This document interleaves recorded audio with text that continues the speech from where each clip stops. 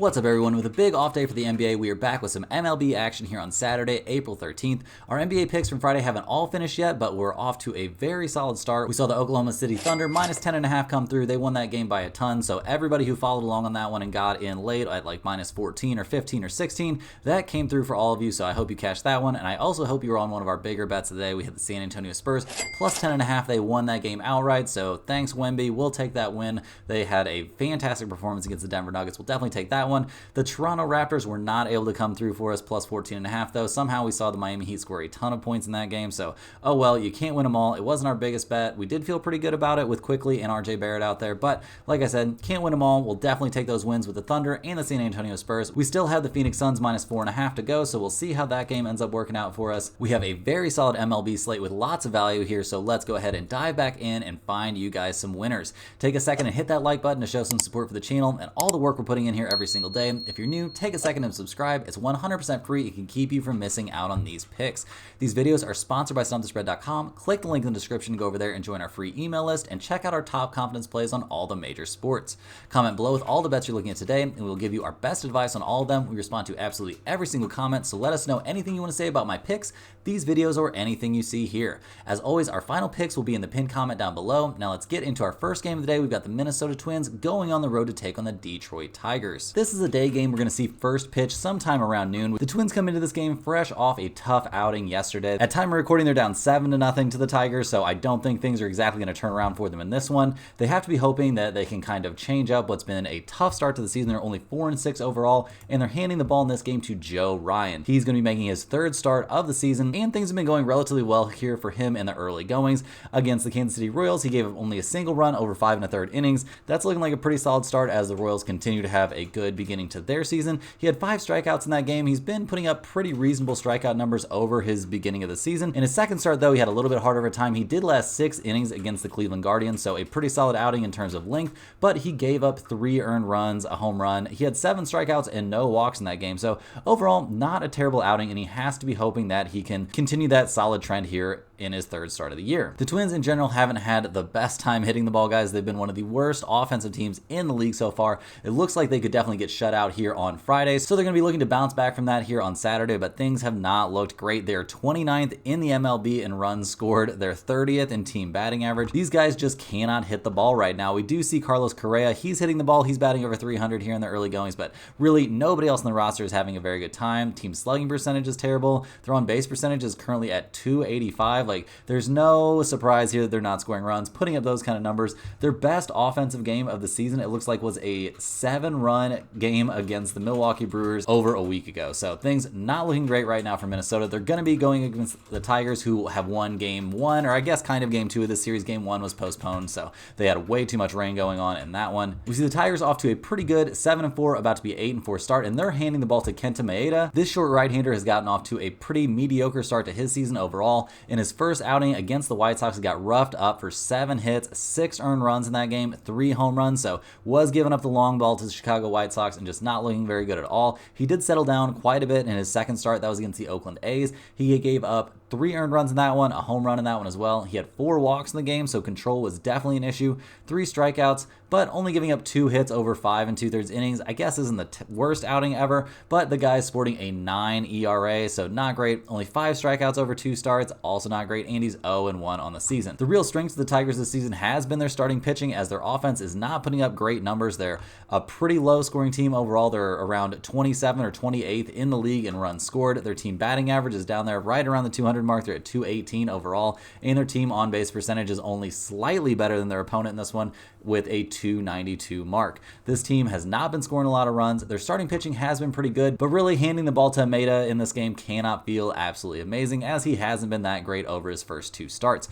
Looking at some of the numbers for this game, we see the over-under is currently at 8. We don't necessarily expect there to be perfect weather in this game, and both of these teams are big under teams, so we're definitely taking a look at the under in this game. In terms of who's going to win this one straight up, the edge is loses to the Twins. They're minus 125 for this game, but I don't really have a ton of faith in who's going to win this game. I would definitely tend to look towards the Tigers, plus 108 in this game, but I don't have too much faith here in Meta, so just give me the under in this opening game. I think we're going to see very few runs scored in this one. It looks like the under could hit in the game they're playing right now, and I think we could see 2 unders in a row. Give me under 8 in this one. Next up, we have the Kansas City Royals going on the road to take on the New York Mets. The Mets got the win here in game 1 of this series, winning 6-1, so a pretty dominant win for them, and wins have been kind of few and far between for the Mets, but it seems like they're kind of starting to get back on track here just a little bit. The Royals are 9-5 to start the season, so things have been well above the projections for them here in the early goings. They're going to be handing the ball in this one to Alec Marsh. This righty is going to be making his 3rd start of the season. It's been a tale of 2 starts for this guy. Neither one of them have been too bad, though. In his opening game start against the Orioles, he absolutely was dominant through 7 innings.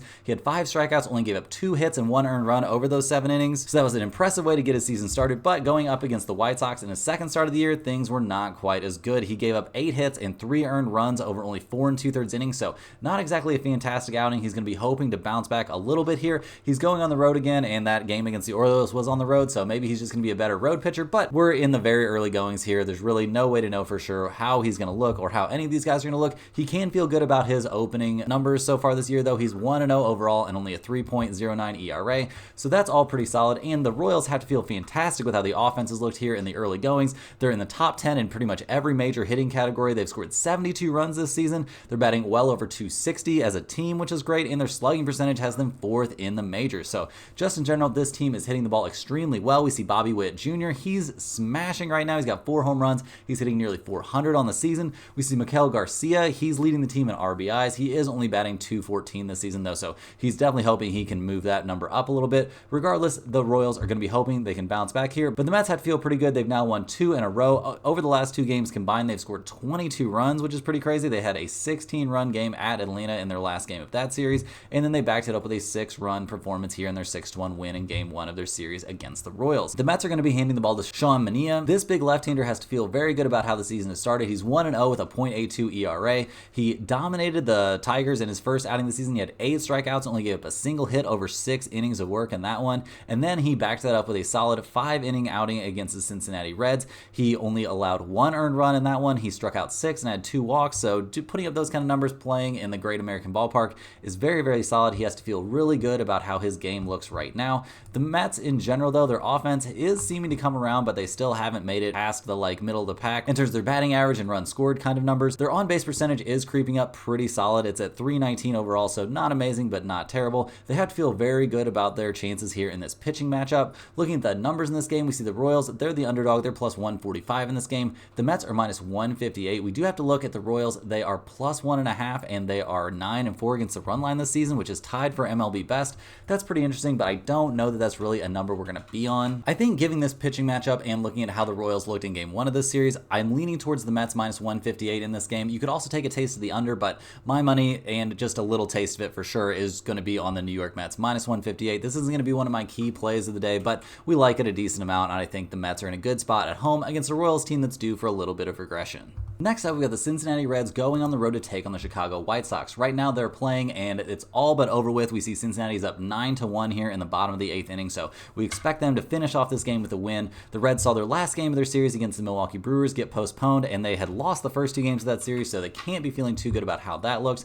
They're handing the ball here to Nick Lodolo. He comes into this game. He's going to be making his season debut. This guy did not have the best season in 2023. He had a 2-1 record overall, so that looks okay coming out of the bullpen, but he only had a 6.29 ERA. Not exactly fantastic. Definitely had his problems, and he's definitely going to be hoping for a lot of offense to back him up in this game. It's his first start of the season, so you can always start things off with lots of hope, but we have to be realistic with what we're going to see from this guy, and just in general, I'm not extremely excited. He is coming off of a calf injury, making his first start of the season, so we'll see what he's got. He's not that young of a guy. He is a big left-hander, so all kinds of good things could be lined up for him, but we don't really know what we're going to see from him right out of the gate, and he's going up against the Chicago White Sox, who come into this game, they're going to be hoping to bounce back from that very weak performance, barely getting on the board against the Reds in game 1. The White Sox in general are off to a 2-10 start, absolutely a nightmare season shaping up for them. They're going to be handing the ball to Garrett Crochet. He comes into this game, he'll be making his 4th start of the season. Things have been pretty good for him overall. He's been one of their best starters so far this year. He looked really good in his opening game start against the Detroit Tigers. He only gave up a single run and 5 hits over 6 innings. He struck out 8 in that start.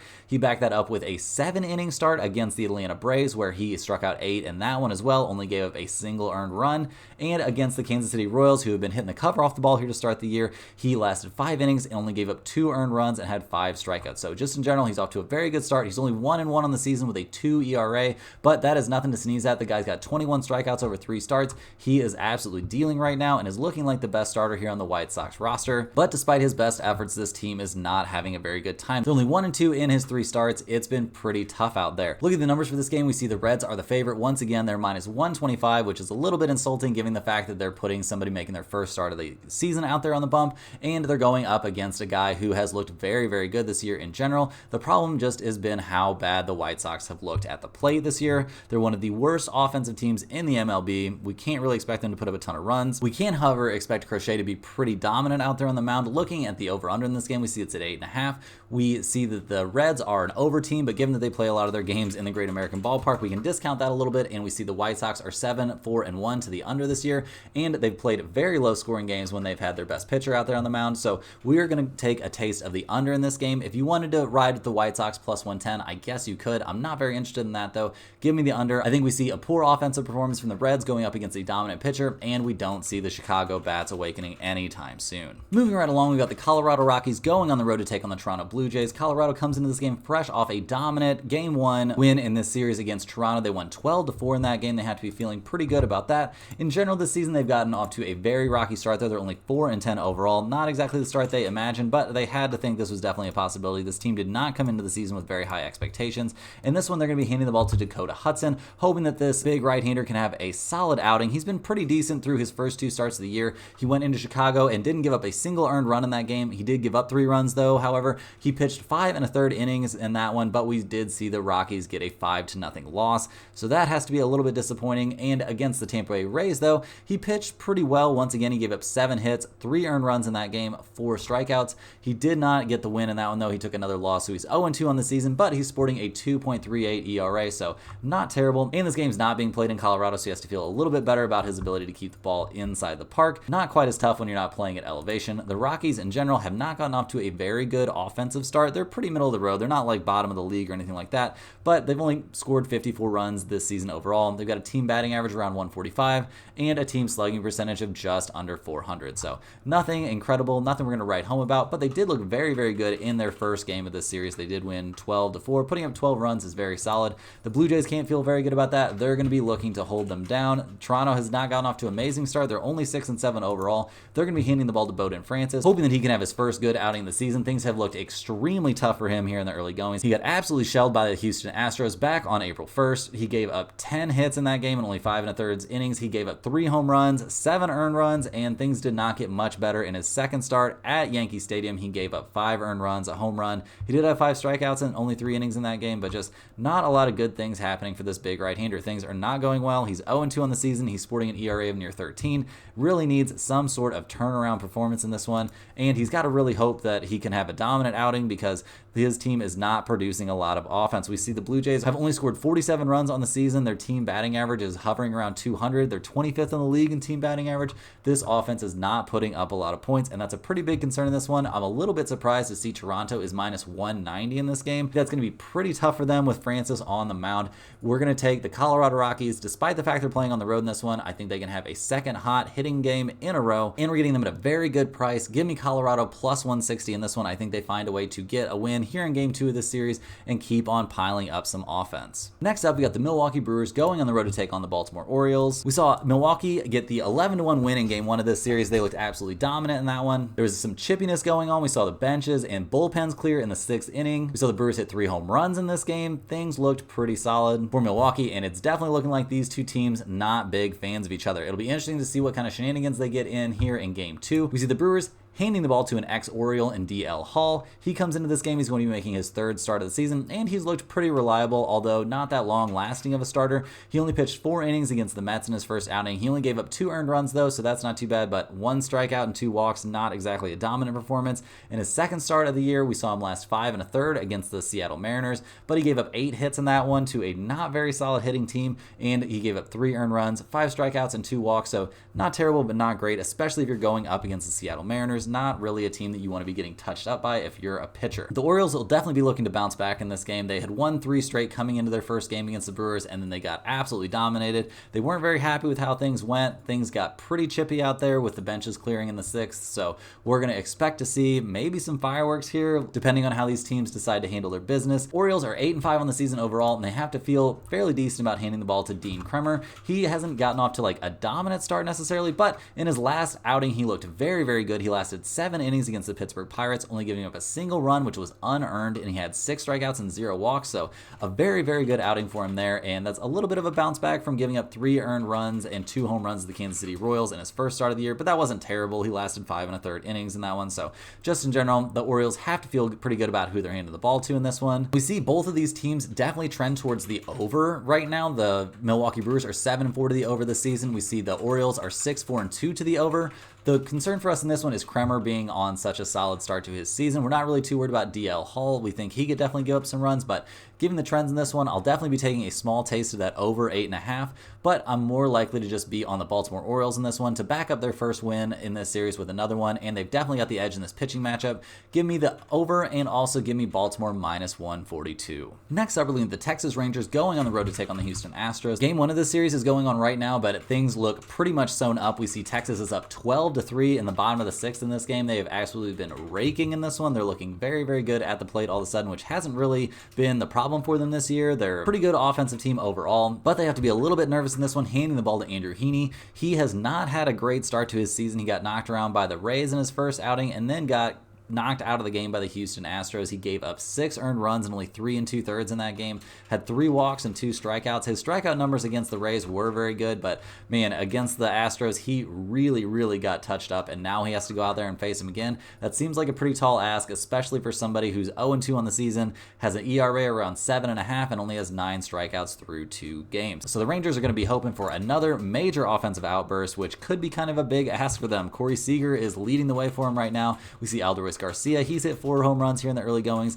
This team is top 10 in runs scored overall. They have scored 67 runs this season. Team batting average is looking good. Their on-base percentage is very, very good. Their slugging percentage is excellent. I would say kind of excellent. They're in the top 10, but not exactly hitting the cover off the ball. But just in general, they hit the cover off the ball in their last game, scoring at least 12 runs in this one. 12 runs through 6 innings is pretty solid. We do see the Astros trying to rally here, but I would assume that that's too big of a deficit for them. But regardless, Houston is going to be trying to figure out some sort of way to rebound here. Their early goings have been pretty terrible. They're only 4-10 on the season overall. They have to be very excited to see Verlander about to make his last rehab start. If he can get through that one healthy, he'll be on the mound for them pretty soon. We see Jose Altuve is hitting the ball really well out of the gate, but just in general, this offense isn't looking incredible right now, and their pitching has been absolutely atrocious. This is going to be at the 3rd game in a row that they've given up at least double-digit runs, and it'll likely be their 4th straight loss. Not exactly where this team thought they would be coming into the season. They're going to be handing the ball here to Ronel Blanco.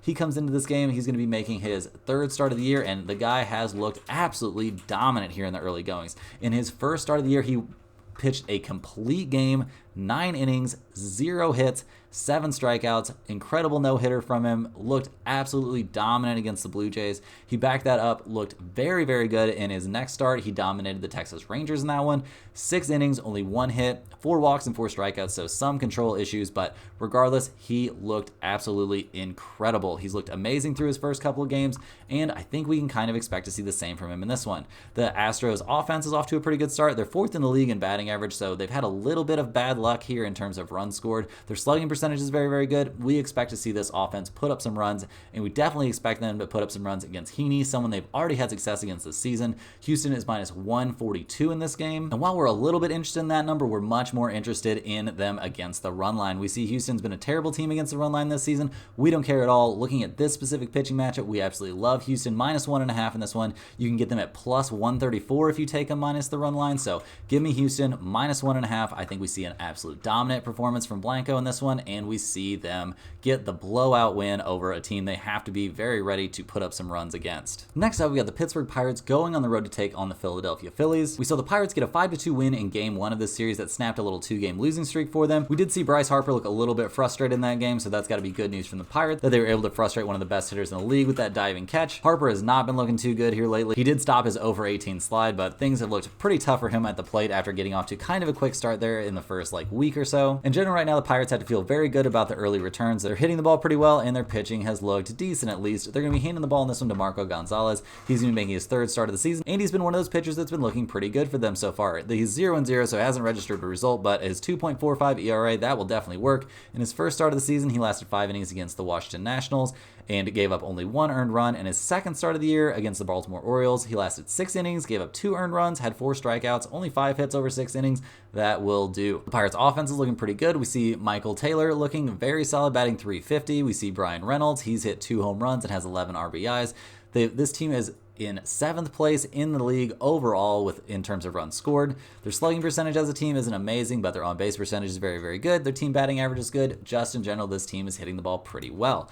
The Phillies have not gotten off to an amazing start. They're .500 right now, 7-7 overall, so not a disaster, but not exactly the start they were dreaming of. Philadelphia's going to be handing the ball in this one to Spencer Turnbull. He'll be making his 3rd start of the season, and both of his first 2 starts have looked very, very good. He dominated the Cincinnati Reds, gave up only 1 run. It was an unearned run over 5 innings of work, 3 hits, 7 strikeouts in that game. Then he dominated the St. Louis Cardinals, only giving up 2 hits in 6 innings and having 6 strikeouts in that game. So he's been racking up those strikeouts. He still has an ERA of 0. He's 1-0 in the season, 13 strikeouts through 2 games. The guy is looking absolutely great. The Phillies in general hitting the ball. We have just talked about Harper's recent skid, and just in general, they haven't been putting up a ton of runs. They're 21st in the league with only 50 runs scored overall. Not exactly fantastic numbers. Their team batting average is .233, which is 19th in the league.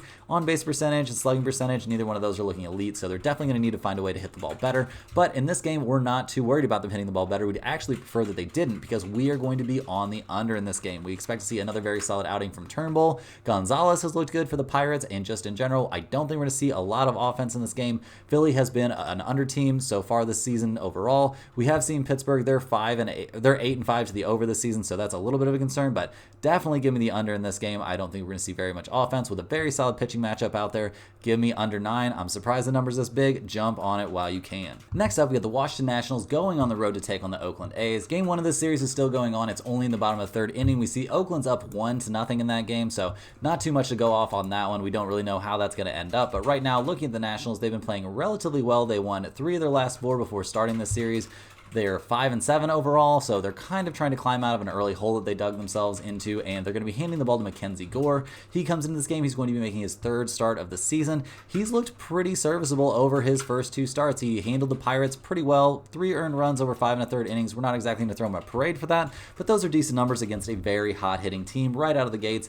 And then he also looked pretty good against the Philadelphia Phillies. 5 2/3 innings in that game, 6 strikeouts once again, 2 earned runs. He did give up a home run in that game, so not exactly a spotless outing, but he did manage to get the win there.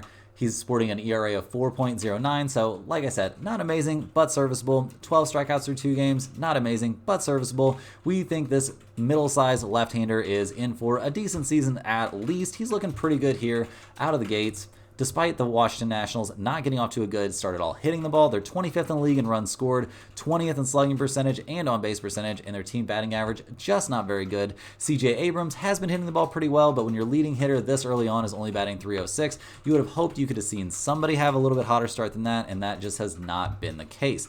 The A's come into this game, they've been playing great recently. They've won 4 of their last 5 overall coming into this current game 1 of this series. They're handing the ball here to Joe Boyle. This massive right-hander from O'Fallon, Missouri has gotten off to a kind of rocky start, or got off to a rocky start and turned it around, I would say, because against the Red Sox, he got absolutely shelled, absolutely knocked around. It seemed like maybe he just wasn't ready to go for that one, but against the Pirates, he came alive. He gave up only 2 hits through 5 innings of work, 6 strikeouts and 3 walks in that game, so he looked absolutely dominant, and he's a very, very young prospect. It'll be interesting to see how he does here over the rest of the season. Hopefully he can stay healthy with the crazy rash of injuries we're seeing to pitchers in the MLB right now. And despite the solid record lately from the A's, he has to feel like he has to have a pretty good outing to get wins with this hitting lineup behind him, because they have not been hitting the ball well. We see the A's are 28th in the league with only 37 runs scored. Their team batting average is around 200. They're right down there at the bottom of the barrel, guys. They have not been having a very good time hitting the ball. whatsoever. This is a tough game to figure out for sure, with both pitchers looking relatively solid coming into this game, but a low over-under number. We're not really sure which way to go. I tend to look at maybe taking a taste of the Oakland A's plus 112